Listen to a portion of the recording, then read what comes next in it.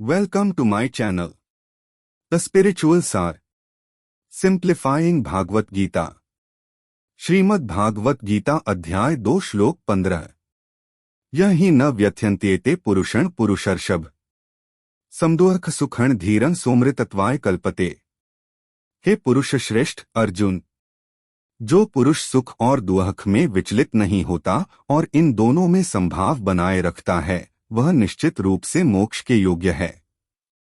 श्री कृष्ण यहाँ अर्जुन से कह रहे हैं कि जीवन में सुख और दुख एक सिक्के के दो पहलू हैं। एक सच्चे धीर पुरुष को इन दोनों से समान रूप से प्रभावित नहीं होना चाहिए। जो व्यक्ति इन दोनों स्थितियों को संभाव से सहन करता है, वही मोक्ष के मार्ग पर अग्रसर हो सकता है।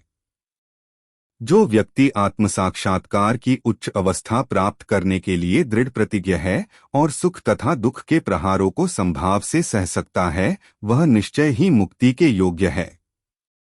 वर्णाश्रम धर्म में चौथी अवस्था अर्थात संन्यास आश्रम कष्टसाध्य अवस्था है, किंतु जो अपने जीवन को सचमुच पूर्ण बनाना चाहता है, वह समस्त कठिनाइयों के होते हुए भी संन्यास आश्रम अवश्य ग्रहण करता है। ये कठिनाइयां पारिवारिक संबंध विच्छेद करने तथा पत्नी और संतान से संबंध तोड़ने के कारण उत्पन्न होती हैं। किंतु यदि कोई इन कठिनाइयों को सह लेता है तो उसके आत्म साक्षात्कार का पथ निष्कंटक हो जाता है।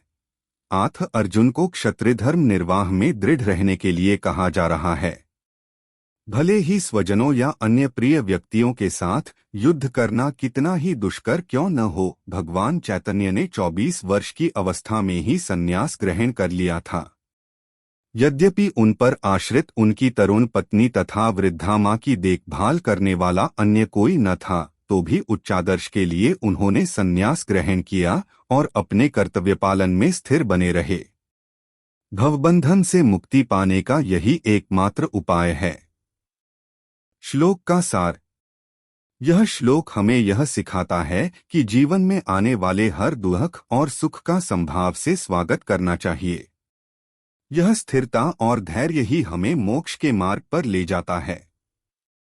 भगवान श्री कृष्ण की यह शिक्षा आज के समय में भी उतनी ही प्रासंगिक है जितनी अर्जुन के समय में थी। जीवन की हर चुनौती को स्वीकारें और अपने धर्म के पालन में अडिग रहें।